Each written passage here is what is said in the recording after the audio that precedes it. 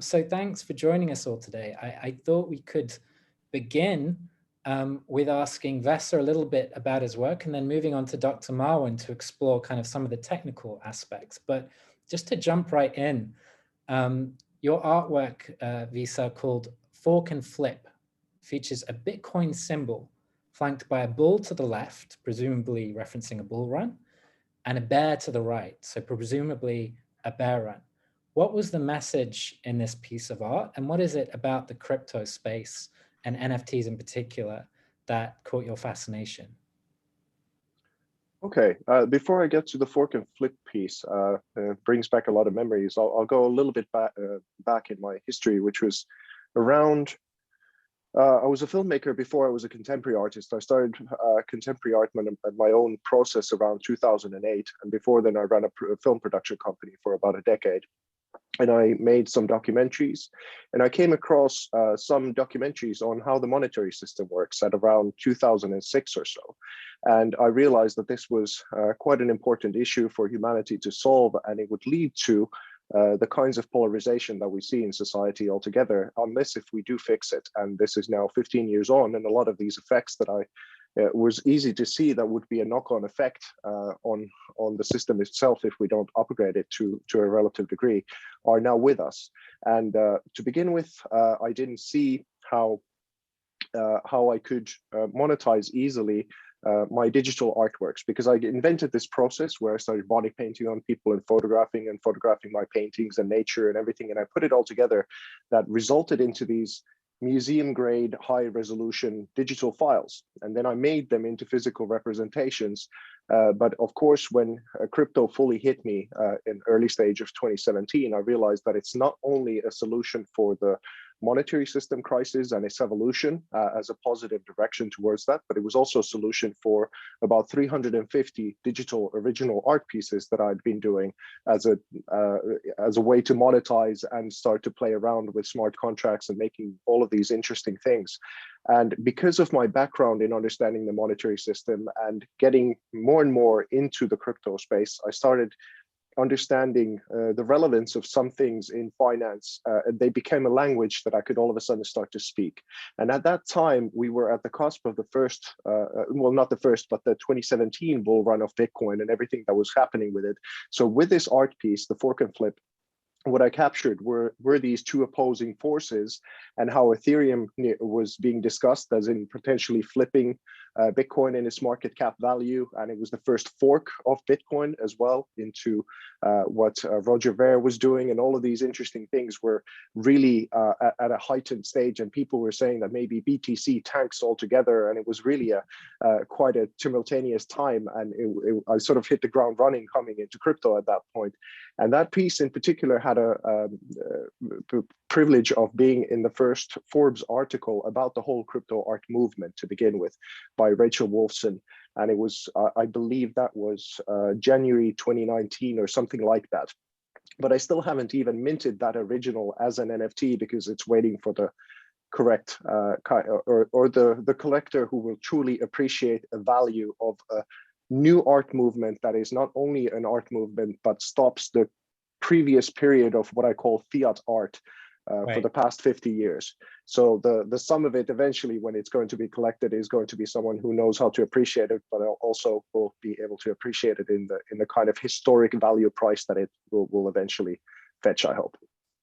So yeah, I was reading some of your work earlier today, and it is interesting because on the one hand, you're talking about finance and crypto and the market, which is unheard of for a lot of artists. You know, you're not meant to talk about that stuff. It's one of the conventions of art. But on the other hand, you've got some pretty strong criticisms of the existing art establishment.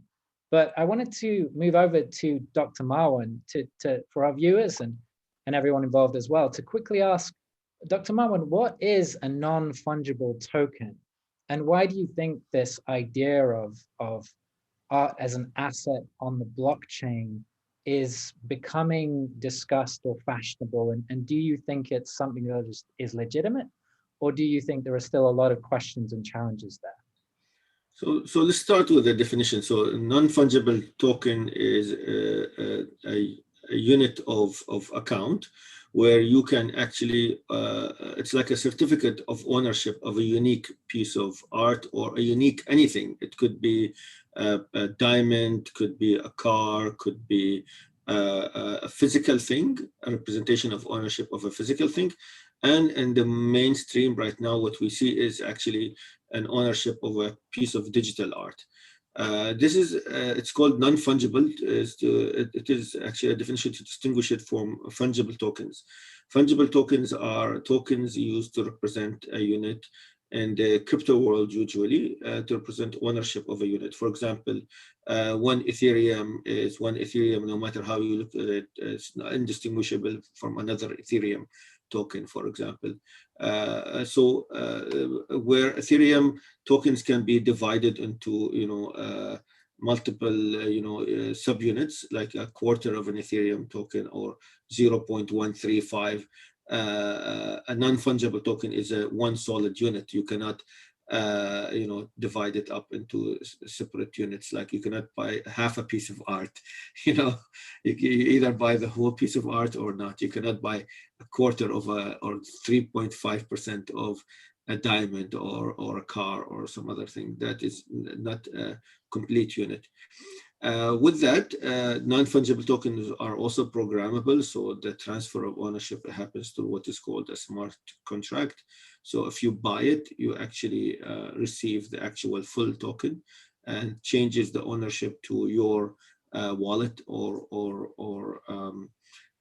you have control over it, and you can send it to somebody else as well, just like you would a digital asset.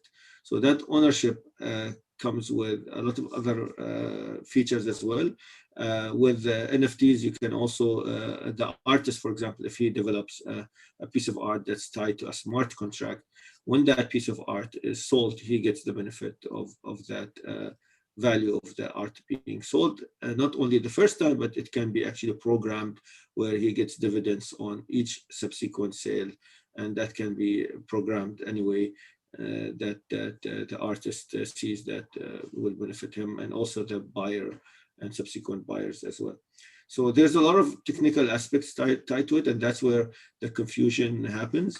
To make matters even worse or better, you can not only have one piece of art, you can, as an artist, have the freedom to create one-offs, which are a single piece of art that's not duplicatable. Or you can have an issue or a drop of, for example, and these are the terms that are used in the NFT world. An issue of, for example, 50 or 100, or limited run, as they refer to in the real world, or 1 of 20 or 1 of 50. And these are also, again, digitally scarce. You can only have 50, you cannot have 51, for example, or 52, as you please. You cannot copy them because they're tied to this smart contract that is associated with that piece of art. So with that, of course, it's a good segue to come to talk to Noor, I think, about the legal aspect. And we have to distinguish the two parts here. One is what is technically enforceable, and what is a law of ownership, and what that entails when it comes to NFTs. So technically, the person who owns the private key of the wallet that is the artist assigned to is the owner, but legally, that's a different story. And when it comes to IP, they don't own, and this is where it actually gets confusing, and I leave it to Noor to explain the IP issues related to that as well. So I just wanted to give you a bit of a teaser of what is the technical aspect, and of course I can explain more about the technical side if there's any more questions, either from the legal side or somebody from the audience. I'm sure there will be. Thanks for that technical overview, Dr. Marwan. And of course, to anyone viewing in, please feel free to chip in and ask questions. We'll try and put your questions forward to the panel on a rolling basis. So Noor, I know we've discussed this in the past on Clubhouse. What do you think about the legality of some of this, and also kind of culturally and in terms of the art market? I mean, are NFTs all the rage, or are there some significant, caveats and questions that need to be asked? Okay, thanks for inviting me, John, and thanks, and it's great to meet everybody. I'm, as John said, a lawyer at Armstrong Teasdale in London. The funny thing is, my firm is an IP specialist firm, but I am not an IP lawyer, so I cannot comment on any IP related aspects of this. I can comment on the art world, and I can comment on as being an art lawyer and what it means to be a traditional art lawyer. And put it this way, I'm already at the best of times a very tech unsavvy person. It was hard enough just to get my computers to work for this Zoom, even though we've been using Zoom for a year. So I have been interested in getting my head around the value and the appreciation side of it. And thank you for explaining the art. You mentioned a very important word, appreciation. And in the art world, I come from the traditional art world where you go to the auction, you see a physical, Van Gogh, you bid for it and you get to appreciate it on your wall. So this is the concept. This is one part of the concept I would like to understand a bit more about in terms of how does that appreciation side work for NFTs. I mean, I think from the legality side, it shouldn't be too difficult in the sense it makes things easier. You own one token, this is registered, the blockchain. I mean, it makes certain things easier. Hopefully fraud is reduced through this decentralized, non-changeable system, which has other issues about the fact it's non-changeable. I'm not going to go into whether you authenticate a piece and then the underlying piece suddenly gets re-authenticated, and then what do? You've already recorded it, on the blockchain. So these are quite difficult, complex legal issues. I want to just talk about the concept. I mean, is it art? As John said, what are we buying? And I think I just want to, and I don't know if anybody has seen this. This was going around and I thought it was very, very smart and quite kind of captured the whole thing. So I'm going to read it out. It was something I saw that was described by a barrister on LinkedIn as probably the best explanation of NFTs I've seen all year. He says, so this guy is called Jacob Galapagos.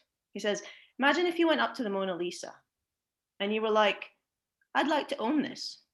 And someone nearby said, give me $65 million and I'll burn down an unspecified amount of the Amazon rainforest in order to give you a receipt of purchase. So you paid them and you went, and they went, here's your receipt, thank you for your purchase.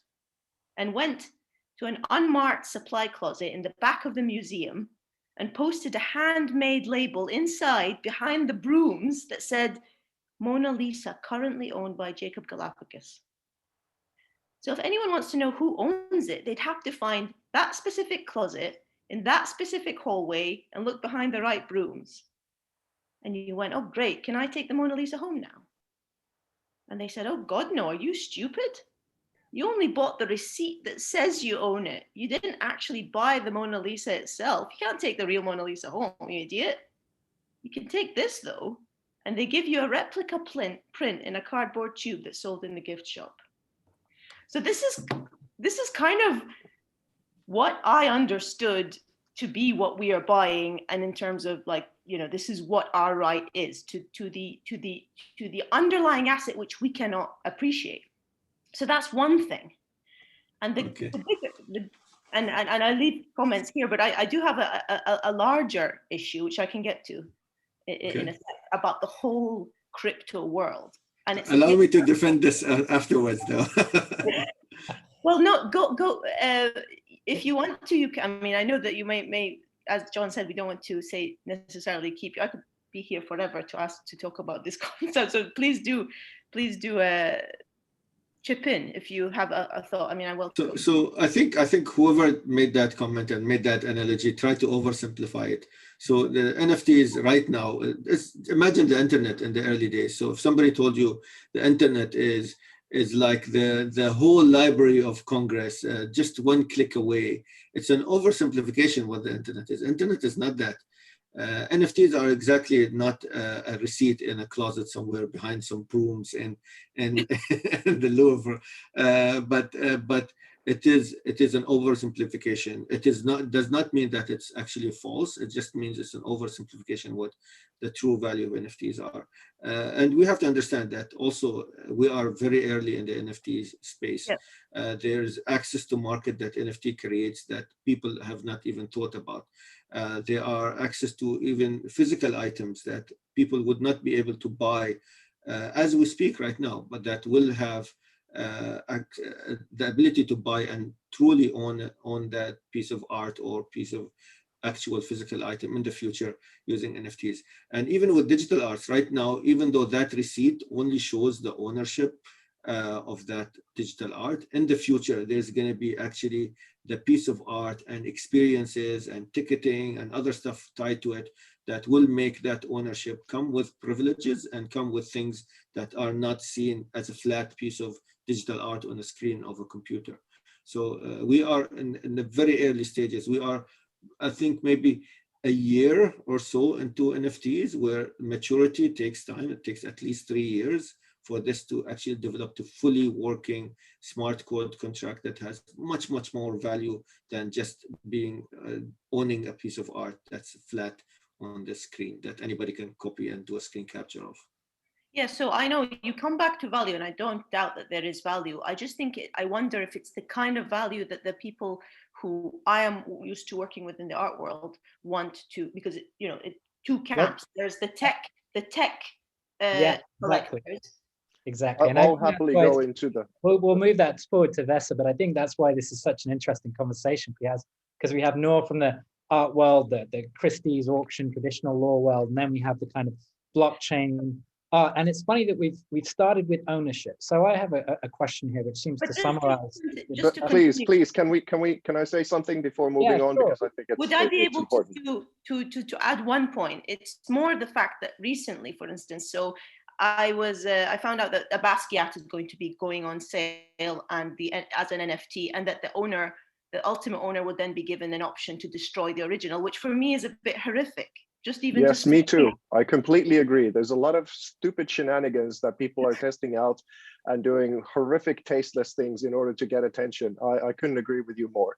But just to go back a little bit, let's look at the start of computers, which is a few fair decades ago. And it's when the computers really arrived, we already started getting digital creativity. And let's face it, the art world hasn't paid attention to most of that digital creative output because there wasn't a way to monetize it. So they couldn't make money out of it. So they kind of pushed it aside.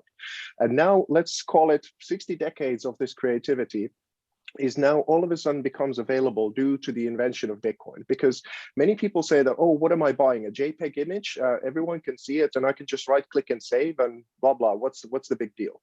But let's say you go on the internet and you right click and save a picture of a Bitcoin. And you put it onto your desktop.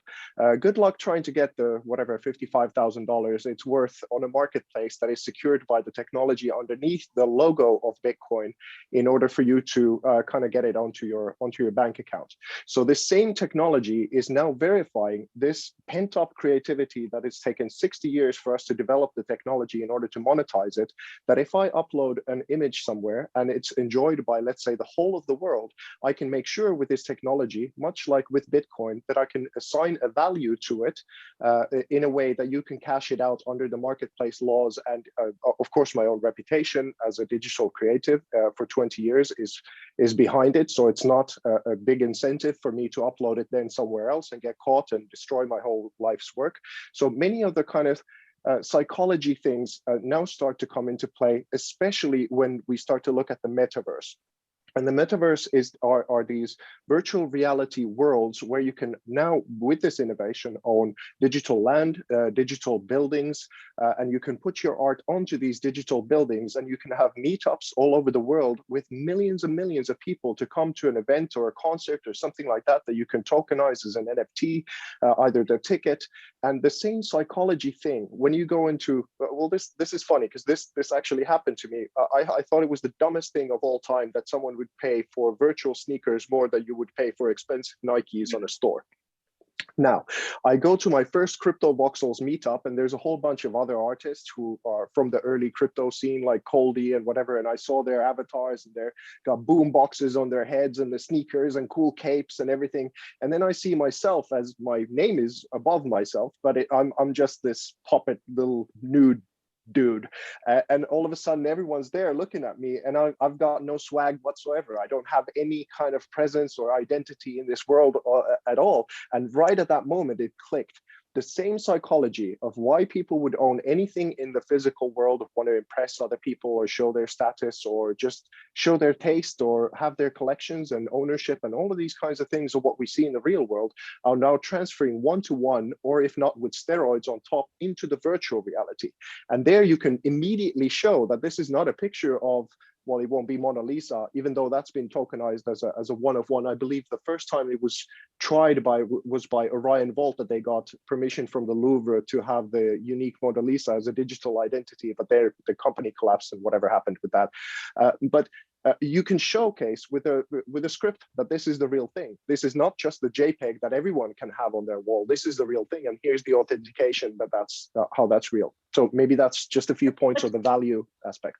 But you talked about avatar, and that brings me to my second point: is how we now are we going to become, avatars, in the sense that we are progressing into a world. I mean, this is the bigger question that I have, which is that, and I'd love to understand more, because I think it comes also from a place of you need to understand something a bit more. But as we know, blockchain is as a system is more than Bitcoin or crypto.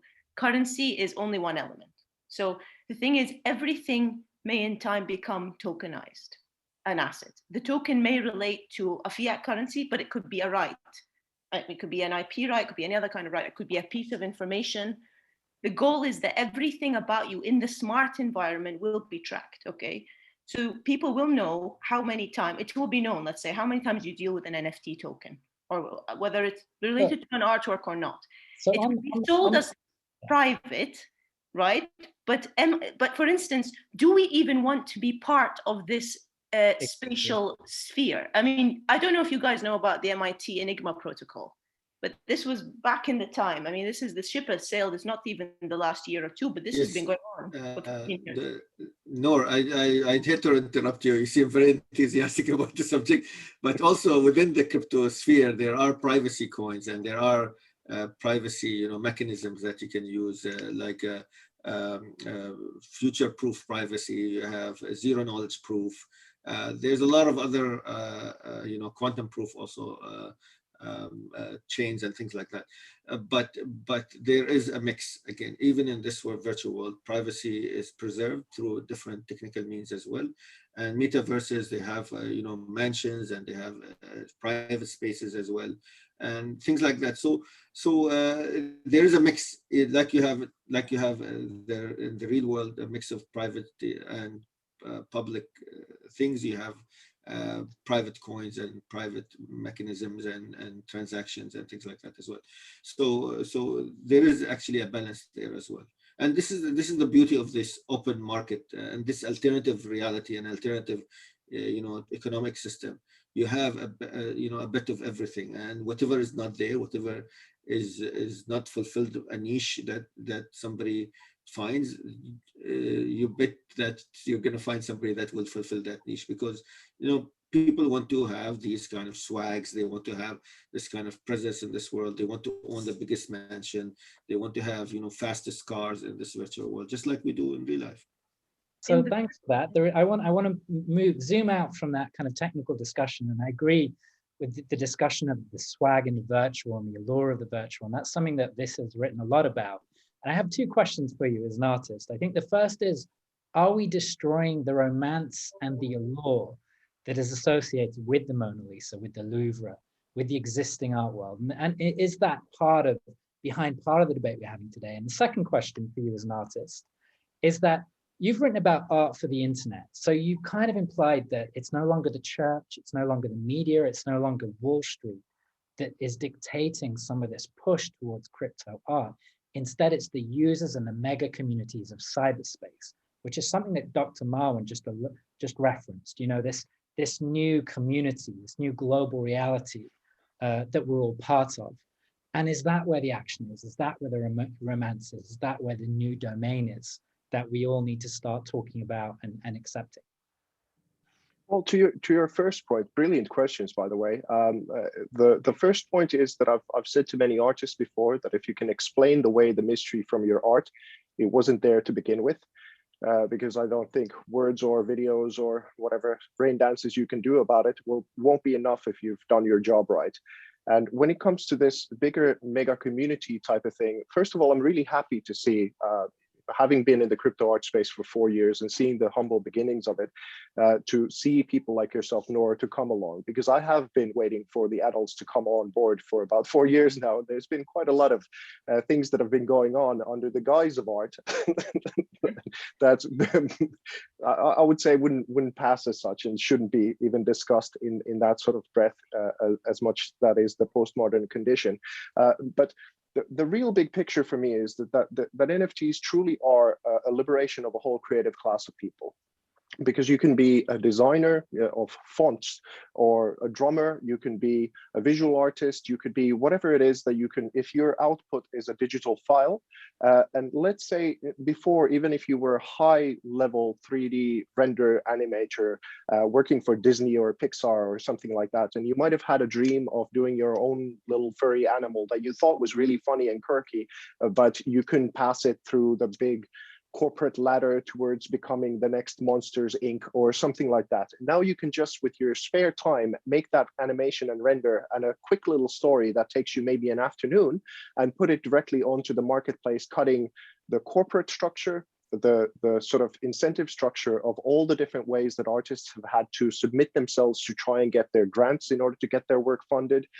So let's say it's a liberation of having to, at least here in Finland, when I started, it was a clear thing that if you weren't politically aligned with a super narrow bandwidth, you had no position whatsoever. And in my case, because I wanted to make holistic art altogether that commented upon a variety of things, including spirituality as well as politics and sociology and these kinds of things, I was immediately put out from that whole thing. Yeah. So now what this is everyone has their ability to come onto this marketplace and test it out. Now, here's where the challenge is. From my perspective, because art for the past 50 years has pretty much, as what I call fiat art, been fancy things for the rich, these glitzy things that started with Warhol maybe going to Koons and Damien Hirst and so forth, or then the postmodern, let's say, political, very narrow bandwidth propaganda. And I would say those are the two flip sides of the coin that the art has been able to exist in, leaving out body painting, ancient Egypt, all the wonders of South America, the Enlightenment, sciences, just about everything that it has sort of, even though it says it's inclusive, has been left out. So now with NFTs, you get to come to the market with all of this stuff, but you don't have a very well educated public about what art is or what it could be or what has been done before, even among the academia, because as far as I understand, the majority of it has been focusing on everything pretty much that came after, let's say, 1970, and that would be the time when Richard Nixon actually took out the gold from underneath the gold standard, and that reflected in art into the Warholian kind of factory type of mindsetting that led to these two forks, which eventually is the fancy things for the rich as well as the political propaganda. So this is why I see as so hopeful and so wonderful, is that this does truly liberate the whole of the creative spectrum to express themselves as they want, to see if there is a marketplace for what they want to output, and people that might have not had a voice or a place to put their creativity onto somewhere and feel free to express it, now have an avenue to do so. And this is why I'm so excited about it all.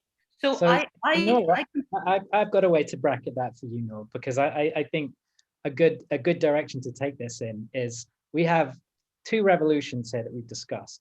Dr. Marwan has introduced us to the sophisticated technical revolution. Vesa has told us about a revolution that's not just of technology, but is also a revolution that's hopefully more decentralized, more open to cyberspace, less beholden to kind of elite financial and cultural structures that have bound us in the past. The question for you, I suppose, would be, is this a revolution of the academy? Do you really believe this will change the art market or change what you do in 5 years' time? Or do you think there are significant challenges and questions still there, and that the piece of art on the wall will never really be able to compare to the kind of, you know, digital creativity that NFTs will hopefully empower in cyberspace?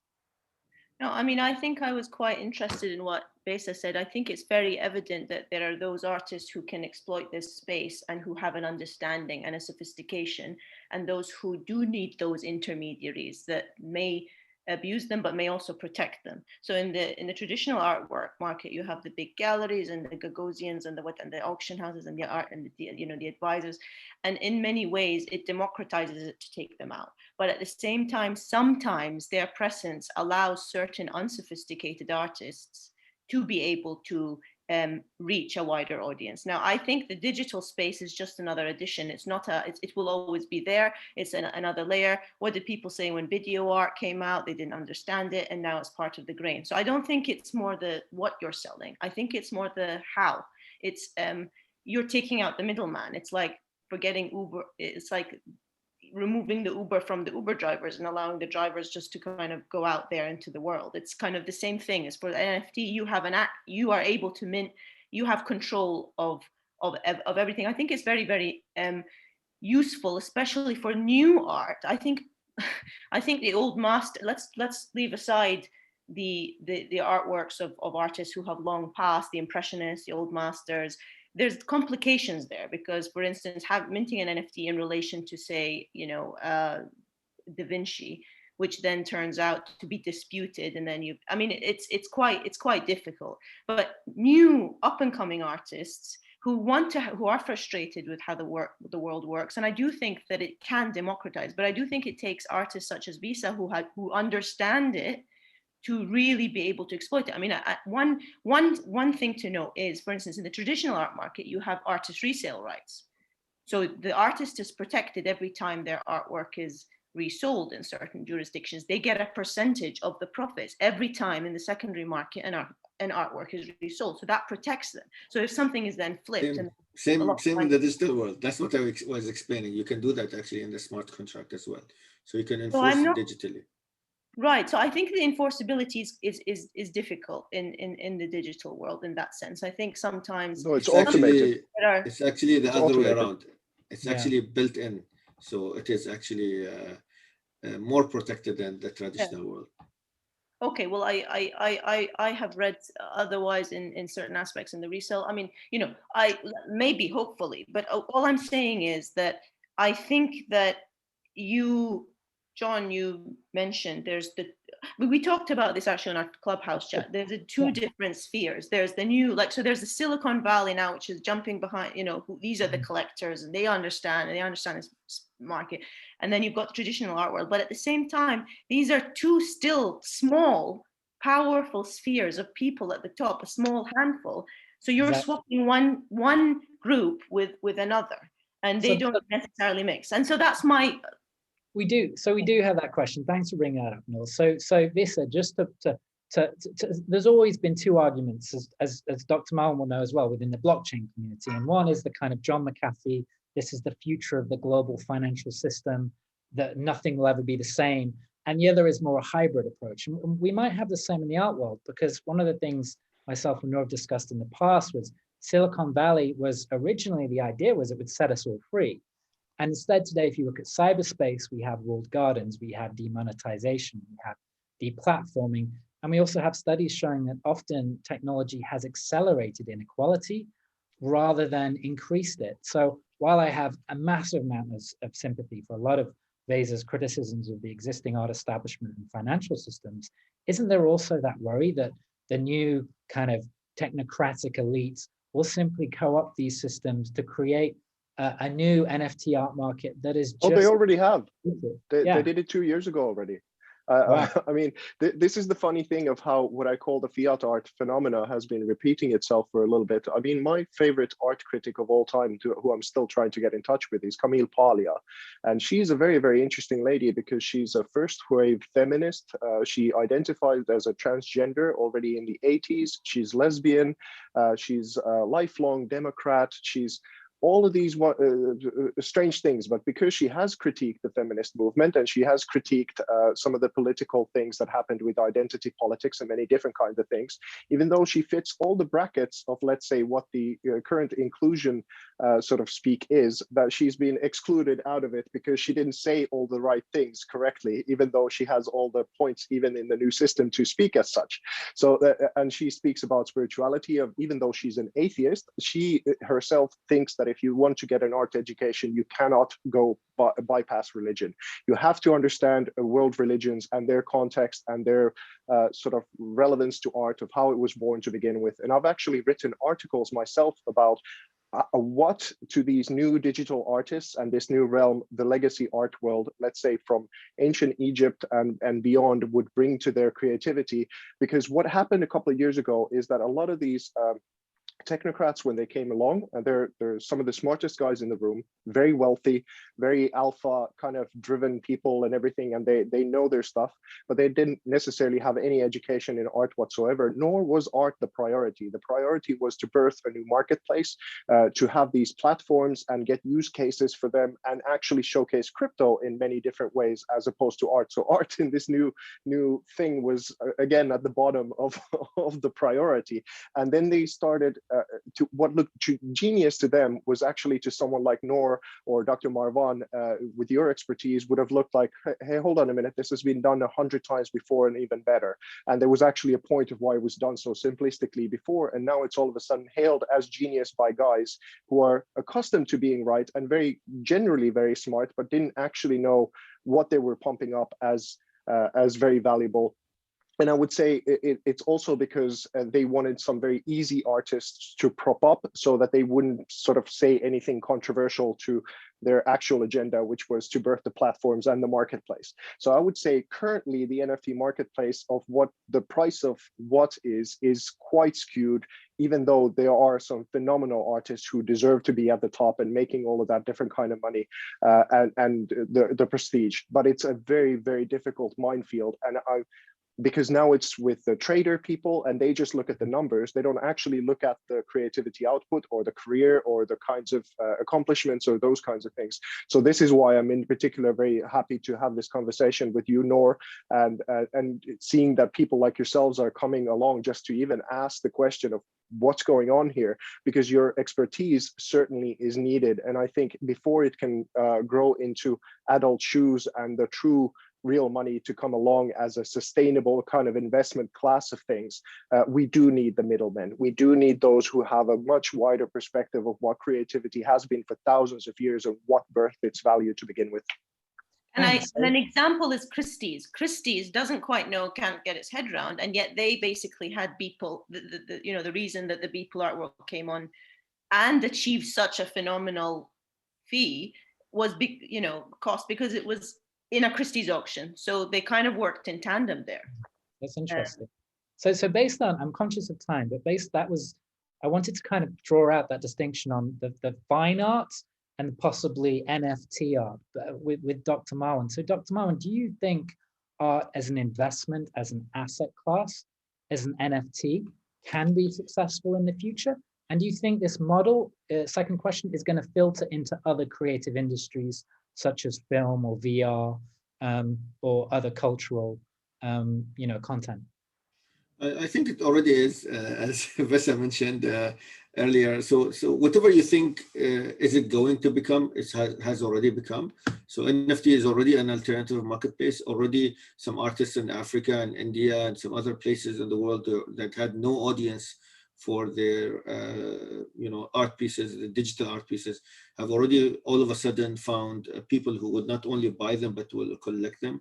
What we have seen, and this is again what Vesa mentioned, that it is actually skewed right now. So we and the people who are buying right now, they want to buy first offs, so first editions of arts in every kind of category. And you have to understand, this is not only the art world going in, this is actually attracting collectors as well. And every collector wants to have either the first or the last ever art made by or drop that was made by a certain artist, or the biggest in the case of Beeple, where you have the first 5,000 days. There's never going to be another first 5,000 days, of people. And this is the uniqueness of the offering that the collectors are attracted to. But that's not limited to art. It's collectible, limited to 3D, collectibles, limited to interactive experiences with VR, and includes cards, virtual cards being collected. And some of them are going very smartly to bigger marketplaces to showcase there, to get more eyes on the pieces of art. And, they're doing some marketing things that are making these things more valuable, like limited time drops, for example, 5 minutes only. And that creates, this buzz that you only have 5 minutes to buy this piece of art, and then it's gone forever, And these kind of things and marketing schemes really bring this skewed kind of value for the actual piece of art that otherwise would be much less valued, as you mentioned, with Christie's and things like that as well. Well, Victor, Marwan, what you just said is exactly this is it. Okay, the first and the last. Okay, it's not limited to NFT. It's not limited to crypto. It's not limited to traditional art world. It is human nature. It is the human psychology of people to want to have something rare, something limited, something new, something, So, I mean, a while ago, it's a land rush. I ask people, I think, what would you rather have? Would you rather have Beeple? Would you rather pay 69 million for the Beeple work? Or would you rather pay 450 million for a work that isn't even really said to be, it's alleged to be 90% painted not by Leonardo da Vinci? We're talking about the Salvator Mundi here. So lots of criticism has been leveled. I'm not going to give a view because I'm not, a restorer or a Da Vinci expert. But it has been said by many in the traditional artwork that this work was maybe 1% by Da Vinci and the rest was restored. But you have to understand. But it's the last Da Vinci in circulation, and so there is the cachet. We want to have the last, the first, the whatever, the 5 seconds. I mean, right now, not even artwork, but you can pay for the last, that somebody hits a winning shot in a football net, and that footage is that's already there. That's been sold. And it's kind of like, and you said another word, which is marketing. It's marketing. So the Salvator Mundi, the hype and the marketing that went behind it, the National Gallery was persuaded to show it, even if it was, I mean, the Louvre didn't accept it in its Leonardo da Vinci exhibition, but the National Gallery prior to the auction showed the work. So in both aspects, you have the marketing playing on the human nature, wanting to have this best thing. But you're forgetting something as well, Nora. I have to interrupt you, but you're forgetting something as well here. So all the people in this space, all the people in the crypto space are millionaires or billionaires that they had nothing before. Even the guy that bought the Beeple piece of art, he had nothing. He didn't even have money to buy a computer. Now he has money to buy digital art. There you go. That's another really relevant point, because for instance, who is it? The Winklevoss brothers, who then invested in Bitcoin, and then they sold the company or something. Oh yeah, the guys sold their company to the Winklevoss brothers. I don't know enough. No. They're just early investors in Bitcoin. But we're talking about investors who made a lot of money. Let's say an example. I don't know. But like who made a lot of money in the Bitcoin world, and so they're millionaires. So they're sitting in that level that John and I were talking about, the same place that those people, the high-end collectors in the very, very small percentage in the traditional art world sit. They're in a different stratosphere. So 69 million for a Beeple work is really nothing, right? There's that dimension as well, and there's also their investment mindset is totally different than the traditional investor. We're living in two alternative economies here. You have to realize that there is the real life economy where you make 3 to 5% a day in the traditional, maybe not a day, sorry, a year. So in the real estate, for example, you make 13% a year. You know how much you make a day in crypto? Maybe 25, 35 is normal in a day in the crypto world. And getting 10 times 100 times, 1,000 times your initial investment in crypto is considered normal. And some people complain even if they get 30% a day, saying that this is actually a scam or a hoax in the crypto world. So you have to understand, this is a totally different economic system. The incentives are totally different. The reward scheme is totally different. And when you add art and collectibles and this human nature of wanting to be the first, and this fear of missing out, and fear and uncertainty, you really introduce this dynamic, really exciting, at the same time dangerous kind of marketplace. And of course, people who know how to deal with it, whether they are artists, collectors, how to deal with human psychology and that kind of stuff, will actually benefit. But people who are new to this, they will get really damaged financially, and they might buy a piece of art that's $50,000 that was worth not even $5. And they might get stuck with it. They might buy a piece of land, not knowing the dynamics of that, metasphere that they're in, and they might be losing a lot of money in it.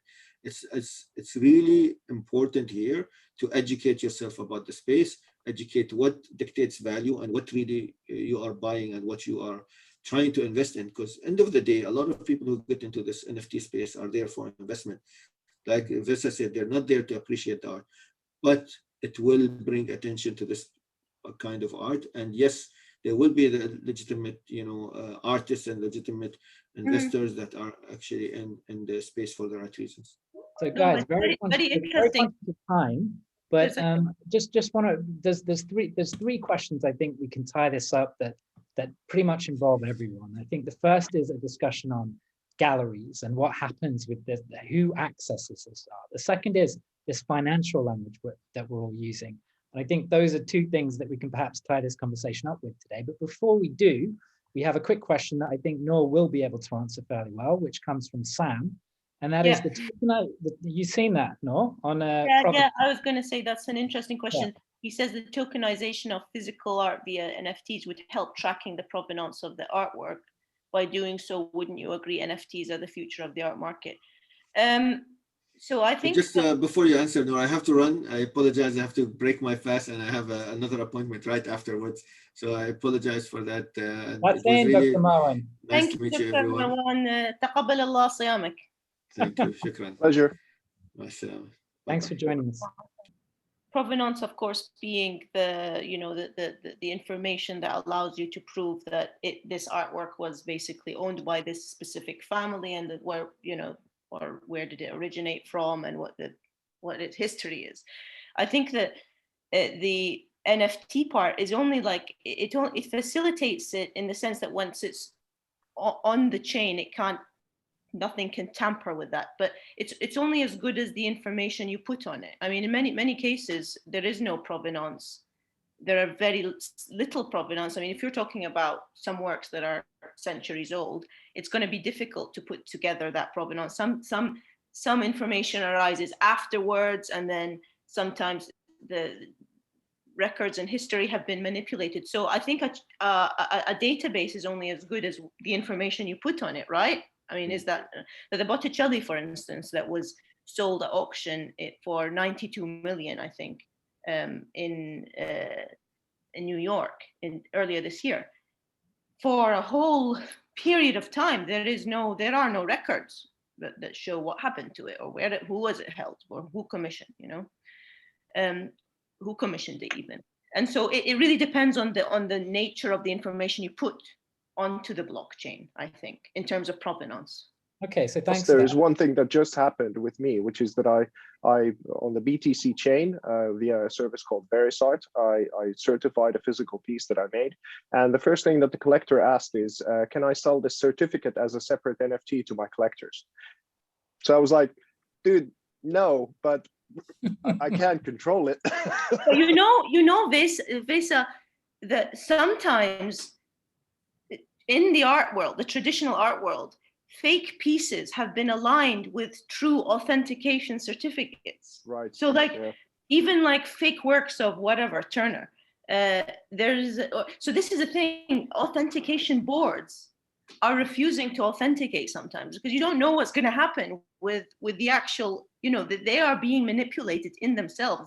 And there are certificates that are correct, that are true, but the actual underlying works are false. So yeah, in that sense, I think that would help, because you're in control right now. You're producing it now. You're in control from this point onwards. But in terms of older works, I think it's difficult to say, you know, the NFT. But I think definitely Sam has a point for new works, and you've got to be scrupulous yourself. So I mean, I guess you as an artist are a scrupulous artist. So I think it affects your sure.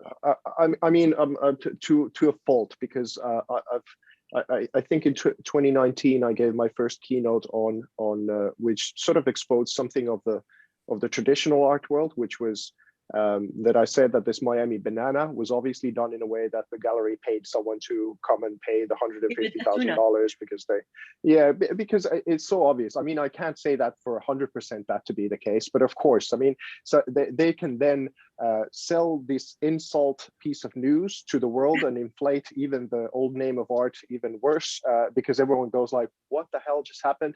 And then they get this millions and millions worth of press all over, and then they get to sell that artist for a lot more because his banana sold for 150,000. Now, what the industry's dirty secret right now, which has made me in some circles very unpopular, is that I've said that all it takes for me to do some very fishy things right now in crypto is that let's say I have my MetaMask wallet, and it's associated with some of my art. And let's say, Noor, you have an extra $4 million lying around in your MetaMask, and we make an agreement that how about you send me that $4 million into my MetaMask, and then we tell the press that I just sold an art piece to you for $4 million. And then we have agreed that I wait for a little bit, and then I open up another MetaMask address, and after I don't know, some months I transfer it over to another MetaMask address and you start your own. And then after a while, we sort of bounce it back to you. And then all of my catalog is worth a different thing altogether. And that happened with no effort and cost, nor regulation whatsoever. So, but I come back to this problem that you said, Noor, before, which is that it's human nature. And we have this thing that is not bound by technology or psychology or rules or whatever it is. Human nature just finds a way to do these kinds of things. And then some of us who are dumb enough to say things out loud and try and play fair, we might even get excluded from the early beginnings of a movement that we've created a little bit. So there's things like these that happen. But you've got to be true to your values, right? If you're consistent, the banana will make news today and it will be forgotten tomorrow. But if you're an artist who's consistent in your practice and you say the same thing and the same message to everybody and you stay true to those values, I think that kind of value will continue. Right. So guys, we've got about 4 minutes left, but just very quickly, and that was a great example of being able to inflate prices through the blockchain, which I've never heard of. So thanks for that, Bessa. Two it's questions. Pretty much how I think the market was created by some people. So two questions before we finish up, and one is on a slightly personal note. We've talked a lot about public space and access, and I know, Bessa, you've written a bit about how the media system that funds and pushes art will crash alongside the financial system. I'm I like modern art, I like contemporary art, but the place I like viewing art most is actually Italy, where anyone can walk around an Italian town and go into any one of the cathedrals or churches and often see a masterwork. And these masterworks are part of public consciousness. They are tied to the history and the culture. Now, this isn't an argument for religious art. It's a discussion on public space and an argument about, who art should target and who it should belong to. And that seems to be one of the major things that you've been talking about as an artist, and one of the currents behind this NFT movement. So we do have a question from a panelist asking about galleries. I just wanted to broaden that a bit to who is the public audience for NFTs? Because we know we've discussed it from the perspective of creators, but what about the perspective of people who want to view this art, who want to be part of this movement? Well, I would say, allow me to take this back just a little bit to maybe make sense of how to come around it, and I'll try and make it as short as possible. But to me, what creativity means and why I don't consider myself to be a religious person, but I've had these kinds of experiences of connection. And what I believe religion as a word to begin with means is to connect to something higher. And this is something as simple as people saying that they have a writer's block or they're not creative or whatever it is. And in reality, what that means is that they have an inability to connect with the creation around them that is in constant evolution and create sort of rebirth and death at the same time, all the time. And this is what some of the original religious art was trying to kind of get to, and what you can connect to when you go to Italy and you go into these masterworks. This is what these artists were trying to bridge, is the gap in between you as an individual or as an encapsulated ego and the creation itself, to work as a medium in order for everyone to have these transcendent experiences and get these profound things of belonging into a world as opposed to being separate from it. And I think this was the very, very beginning of art via, arguably it was body painting or cave painting that were the first ones. Either we ritualistically painted each other to try and reach a state of mind, or then leave a mark on the wall of something that was valuable about our culture. And I think the past 50 years of postmodernism and these bananas and piss Christ and all of these insulty things that are very much to do with this degradation of value, or this tradition of what birthed the value of art to begin with, even though of course it's important for us to purge our demons and do these kinds of things that many of these wonderful artists of recent decades have done as well.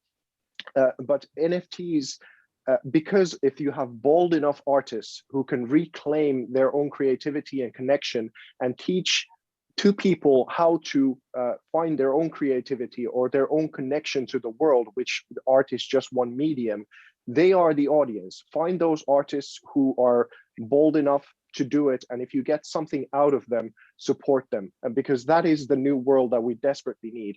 We can't have anymore the global education system hierarchy in mathematics and sort of producing a certain kind of mentality where creativity is always at the bottom globally, bizarrely, at a time when we have all of these crises all over the world, and we need human creativity, perhaps even to merge with AI in order for us to get out of all of this trouble that we're in. So this is why I see it as such an important thing to find the pioneers and help them become a part of the conversation. Art is important, but it's only a slice of life, and it's only an important slice of life if it connects to all the different kinds of other things. Like, for example, I speak that NFTs should maybe become the new way that the STEM research all over the world globally gets funded or peer-reviewed. There's such an amount of opportunity with these things and utilizing smart contracts that it's unheard of. And some of these are unfortunate. The first phenomena that we now see, and rightfully so, everyone is raising their eyebrows of what the hell is going on, but it will subdue and it will do its bear market, and then another run and another wave of experts and people who really know what they're doing will come along and it will stabilize. So I think we'll wrap it up there, but thanks everyone. But John, just before I go, I agree. I just wanted to say I agree with Vesa in that, and I guess this is something I wanted to say, is that whatever period we're in, there will always be people taking advantage. There will always be good art, and there will always be bad art, and there will always be something new that people are skeptical about because they don't understand it. I'm sure that happened when prints came along, and people are saying, "Why are we making prints of things?" You know, all of that. But I think that he's right in the sense that you're right, Vesa, that you need to find the pioneers, and you need to find the people who are the authentic people in these organizations, and just and as hard as it is, not to succumb to the easy route. So very quick question before you both go. In the past, we spoke of creation, inspiration, and genius. Today, artists like Vesa are borrowing the market of the language of the market in Silicon Valley to talk about innovation. So my question is this a good thing, or is software eating the art market? Noah, what do you think?